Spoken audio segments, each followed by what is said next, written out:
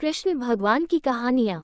कृष्ण की 4 दुर्लभ कहानियाँ। हाँ, हम आपको सुना रहे हैं कृष्ण के जीवन की ऐसी 4 कहानियाँ जो बहुत ही दुर्लभ हैं। जाने कि कैसे दुर्योधन की पत्नी कृष्ण भक्त हो गई, कैसे कृष्ण ने सत्यभामा के घमंड को ठीक किया, कृष्ण का सिरदर्द कैसे अजीब ढंग से गायब हो गया और क्यों कृष्ण ने अपने एक भक्त को उसके हाल पर ही छोड़ दिया। कहानी है एक दुर्योधन की पत्नी का कृष्ण भक्त हो जाना। सद्गुरु दुर्योधन की पत्नी का नाम भानुमति था। वो एक बहुत ही सुंदर लड़की थी और जब कृष्ण दुर्योधन के महल में मेहमान बनकर आए तब वो सिर्फ 17 साल की थी। दुर्योधन ने एक षड्यंत्र रचा जिससे कृष्ण को नशे की हालत में लाकर कोई वादा करा लिया जाए। उसने सभी तरह की व्यवस्थाएं की और इस बात का खास ख्याल रखा कि भोज में खूब अच्छी मात्रा में शराब भी हो। दुर्योधन के दोस्त भी आए और सभी ने इतनी शराब पी कि वे सब नशे में धुत हो गए। पर कृष्ण ने अपने आप को शांत रखा और वे हर किसी को खुश करते रहे। इस सारे हंगामे में भानुमति ने भी कुछ ज्यादा ही पी ली, जितनी वो पी सकती थी उससे भी ज्यादा। वो एक युवा लड़की थी और उसे इन चीजों की आदत नहीं थी, तो वो नशे में बहकने लगी। कुछ समय बाद सभी लोग बहकने लगे और चीजें काबू से बाहर जाने लगीं। भानुमति अपने पर काबू खो बैठी। वो कृष्ण से लिपट गई और उनके लिए अपनी इच्छा प्रकट करने लगी। कृष्ण ने उसे किसी शिशु की तरह संभाला और वे समझ गए थे कि स्थिति खराब हो चुकी थी। वे समझ गए थे कि भानुमति अगर कुछ गलत कर बैठी तो बाद में संभाल नहीं पाएगी और हस्तिनापुर की रानी का गौरव कलंकित हो जाएगा। इसलिए कृष्ण उसको उठाकर महल के अंदर ले गए और उसकी सास गांधारी के कक्ष में जाकर उनके हवाले कर दिया। अगले दिन सुबह जब भानुमति को पता चला तो वो कृष्ण के प्रति सम्मान और कृतज्ञता से भर गई कि उन्होंने उसे बचा लिया था। तब से वो कृष्ण की भक्त बन गई। कहानी है 2 कृष्ण की घमंडी पत्नी। सद्गुरु सत्यभामा कृष्ण की दूसरी पत्नी थी। वो एक बहुत ही घमंडी स्त्री थी। उसका ये मानना था कि वो सबसे सुंदर और सबसे अमीर स्त्री थी क्योंकि उसके पिता एक बहुत ही धनवान व्यक्ति थे। तो सत्यभामा जितने और जो रत्न और आभूषण और संपत्ति चाहती थी वो सब उसके पास थे। स्वाभाविक रूप से घमंड उसकी एक बड़ी समस्या थी। एक बार कृष्ण के जन्मदिवस के अवसर पर सत्यभामा ने सोचा कि वो सबको दिखाएगी कि वो कृष्ण को कितना प्यार करती थी। तो उसने तय किया कि वो कृष्ण के वजन जितना सोना शहर के लोगों में बांटेगी। एक बार कृष्ण के जन्मदिवस के अवसर पर सत्यभामा ने सोचा कि वो सबको दिखाएगी कि वो कृष्ण को कितना प्यार करती थी। तो उसने तय किया कि वो कृष्ण के वजन जितना सोना शहर के लोगों में बांटेगी। इसे तुलाभार कहते हैं। ये मंदिरों में होता है। लोग एक बड़ी तराजू में अपने वजन के बराबर का मक्खन, घी या चावल या कुछ और रखकर वो चीज लोगों में बांटते हैं। चावल, नमक, दाल या सोना या वो कुछ भी आप दे सकते हैं जो देना चाहें। ये प्राचीन परंपरा हमारी संस्कृति का एक हिस्सा है। सत्यभामा ने तुलाभार की व्यवस्था की। लोग बहुत प्रभावित हुए पर कृष्ण पर इन बातों का कोई असर नहीं हुआ। वे जाकर तराजू के एक पलड़े पर बैठ गए। सत्यभामा जानती थी कि उनका वजन लगभग कितना है और उसने उतना सोना तैयार ही रखा था। पर जब उसने सब सोना दूसरे पलड़े पर रखा तो कांटा जरा भी नहीं हिला, कृष्ण का पलड़ा थोड़ा भी ऊपर नहीं हुआ। ऐसा ही कुछ तब भी हुआ था जब कृष्ण एक शिशु थे। एक राक्षस आकर उन्हें ले जाने लगा। तब कृष्ण ने अपना वजन इतना बढ़ा लिया कि राक्षस वहीं गिर पड़ा और कृष्ण ने उसके ऊपर बैठकर उसे कुचलकर मार डाला। क्रिया योग में एक ऐसा तरीका है जिससे कोई योगी अपना वजन बढ़ा या घटा सकता है। ऐसी बहुत सी कहानियां हैं कि ऐसे योगी भी थे जो पहाड़ की तरह भारी हो जाते थे। तो इस बार भी कृष्ण अपना वजन बढ़ाकर तराजू में बैठ गए। सत्यभामा ने उतना सोना दूसरे पलड़े पर रख दिया था जितना उसके हिसाब से कृष्ण के वजन के बराबर था, पर कुछ हुआ ही नहीं। तब तक शहर के सभी लोग ये घटना देखने के लिए आ गए थे। तब उसने अपने नौकरों से वो सभी गहने मंगवाए जो उसके पास थे। एक के बाद एक वो गहने डालती जा रही थी और सोच रही थी कि काम हो जाएगा, पर कुछ नहीं हुआ। तब उसने वो सब कुछ भी रख दिया जो उसके पास था, पर पलड़ा जरा भी नहीं हिला। वो रोने लगी क्योंकि ये सब उसके लिए बहुत शर्मजनक था। सारा शहर देख रहा था और उसके पास पर्याप्त सोना नहीं था। वो जो हमेशा अपनी संपत्ति के बारे में इतनी घमंडी थी, उसके पास पर्याप्त सोना नहीं था और उसे समझ में नहीं आ रहा था कि वो क्या करे। तब उसने रुक्मिणी की ओर देखा, जिससे वो बहुत जलती थी और हमेशा परेशान रहती थी।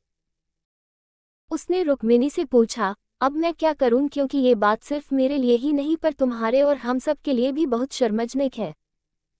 मैं क्या करूं? तब रुक्मिणी बाहर गई और तुलसी के पौधे के 3 पत्ते उठा लाई। जैसे ही तुलसी के वे पत्ते उसने तराजू के दूसरे पलड़े पर रखे, कृष्ण का पलड़ा तुरंत ही ऊपर आ गया। कहानी #3 कृष्ण का अर्धभक्त। सद्गुरु। एक दिन कृष्ण दोपहर में खाना खा रहे थे और सत्यभामा बहुत ही खुशी और गर्व के साथ खाना परोस रही थी, क्योंकि वो ऐसे व्यक्ति नहीं थे जो रोज खाना खाने घर पर आएं। उसे ऐसा अवसर कभी कभी ही मिलता था कि वो उन्हें खाना परोसे, तो वो ये बहुत खुशी और आनंद से कर रही थी। खाने के बीच में ही कृष्ण अचानक उठ खड़े हुए और हाथ धोए बिना ही दरवाजे की ओर दौड़ने लगे। सत्यभामा अवाक रह गई और बोली, अरे ये क्या है? खाना तो खा लीजिए और फिर जाइए। कृष्ण बोले, नहीं, मुझे जाना जरूरी है, और मुख्य दरवाजे की ओर दौड़ पड़े। पर अचानक वे वापस मुड़े और खाना खाने बैठ गए।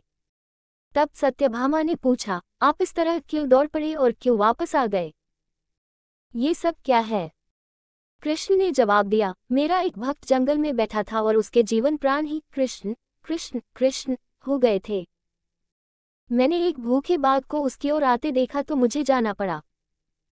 मैं दरवाजे तक पहुंचा ही था कि उस बेवकूफ ने पत्थर उठा लिया, तो मैं वापस आ गया।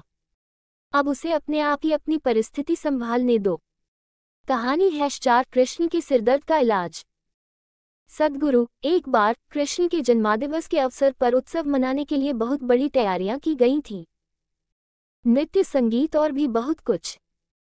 लोग बड़ी संख्या में इकट्ठा हुए पर कृष्ण घर में ही बैठे रहे। वे शायद उसमें भाग लेना नहीं चाहते थे। वैसे तो कृष्ण हर तरह के उत्सव के लिए हमेशा तैयार ही होते थे, पर इस दिन किसी वजह से उनकी इच्छा नहीं थी। रुक्मिणी आई और पूछने लगी, नाथ, आपको क्या हो गया है? क्या बात है? आप उत्सव में शामिल क्यों नहीं हो रहे? कृष्ण बोले, मुझे सिर दर्द है। हमें नहीं मालूम उनको वास्तव में सिर दर्द था या नहीं। हो सकता है कि वाकई हो और ये भी संभव था कि वे नाटक कर रहे हों। उनमें वो योग्यता थी। कृष्ण बोले, कोई जो मुझे वाकई में प्यार करता हो, वो अपने पैरों की धूल अगर मेरे सिर पर मल दे तो मैं ठीक हो जाऊंगा। रुक्मिणी बोली, हमें वैद्यों को बुलाना चाहिए। तो वैद्य आए। उन्होंने हर तरह की दवाइयां दी। कृष्ण बोले, नहीं, ये सब चीजें मुझ पर असर नहीं करेंगी। लोगों ने पूछा, तो हमें क्या करना चाहिए? तब तक बहुत सारे लोग इकट्ठा हो गए थे। सत्यभामा आई, नारद आए। हर कोई परेशान था। क्या हो गया? क्या हुआ है? कृष्ण को सिरदर्द है। हम उन्हें ठीक करने के लिए क्या करें? कृष्ण बोले, कोई जो मुझे वाकई में प्यार करता हो, वो अपने पैरों की धूल अगर मेरे सिर पर मल दे तो मैं ठीक हो जाऊंगा। सत्यभामा बोली, ये क्या बात हुई? मैं आपसे बहुत प्यार करती हूं, पर यह नहीं हो सकता कि मैं अपने पैरों की धूल लेकर आपके सिर पर लगाऊं। हम ऐसा काम नहीं कर सकते। रुक्मिणी रो रही थी। हम ये कैसे कर सकते हैं? ये तो आपका अनादर होगा, अपमान होगा। हम ये नहीं कर सकते। नारद भी पीछे हट गए। मैं ऐसा कुछ भी करना नहीं चाहता। आप स्वयं भगवान हैं। मुझे नहीं मालूम कि इसमें क्या रहस्य है, पता नहीं इसमें कौन सा जाल होगा। मैं अपने पैरों की धूल आपके सिर पर रखूंगा तो हमेशा नरक की आग में जलूंगा। मैं ऐसा कोई काम करना नहीं चाहता। चारों ओर बात फैल गई। हर कोई सकते में था, हम ये काम नहीं कर सकते। हम सब उन्हें बहुत प्यार करते हैं, पर ऐसा करके हम नरक में जाना नहीं चाहते। उत्सव मनाने के लिए लोग कृष्ण का इंतजार कर रहे थे, पर कृष्ण अपना सिरदर्द लेकर बैठे थे। फिर ये बात वृंदावन तक पहुंची। गोपियों को मालूम पड़ा कि कृष्ण को सिरदर्द है। तब राधा ने अपनी साड़ी का पल्लू फाड़कर जमीन पर बिछा दिया और सब गोपियां उस पर नाचने लगीं। उन्होंने फिर वो पल्लू नारद को देकर कहा, इसे ले जाइए और कृष्ण के सिर पर बांध दीजिए। नारद वो धूल भरा पल्लू ले आए और उसे कृष्ण के सिर पर बांध दिया। कृष्ण का सिर दर्द तुरंत ठीक हो गया। कृष्ण ने हमेशा स्पष्ट रूप से बताया कि उनके लिए कौन सी चीज सबसे ज्यादा महत्वपूर्ण थी। हालांकि वे राजाओं के साथ घूमते थे और उन्हें बहुत से राज्य भेंट किए गए, पर उन्होंने वे नहीं लिए।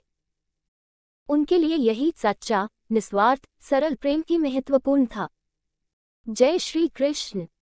अगर आपको ये कहानियाँ अच्छी लगी हो तो मेरे चैनल को सब्सक्राइब करें, वीडियो को लाइक करें और कमेंट में जय श्री कृष्ण जरूर लिखें जो भी श्री कृष्ण जी के भक्त हो। जय श्री कृष्ण।